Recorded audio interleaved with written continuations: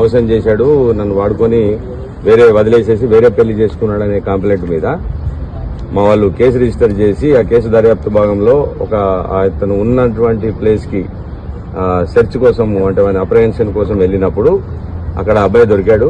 ఆ అబ్బాయి పేరు సంపత్. వాళ్ళకు సంబంధించిన బ్రదర్ ఇల్లు షణ్ముఖ్ అని, అతను ఒక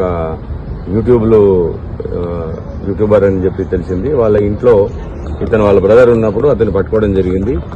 దీనికి సంబంధించినటువంటి అమ్మాయికి సంబంధించినటువంటి 420, 376 కేసులతో పాటుగా సెర్చ్ అండ్ సీజర్ లో భాగంగా దొరికినటువంటి NDPS కంటెంట్ కు సంబంధించిన సెక్షన్లతో పాటుగా కేసు చేసి రిమాండ్ చేయడం జరుగుతుంది. సార్ సెర్చ్ సమయంలో అక్కడ షణ్ముఖ్ కూడా ఉన్నాడు.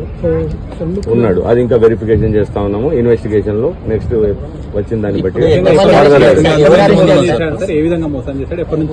అదంతా ఇంకా ఇన్వెస్టిగేషన్ జరుగుతా ఉంది. అదంతా మీకు క్లియర్ గా క్లారిటీగా ఇన్వెస్టిగేటింగ్ ఆఫీసర్ తోటి కరెక్ట్ గా లేదు. ఇప్పుడు ఏమి ఇంకా మేమంతా విచారణ దశలో ఉంది కాబట్టి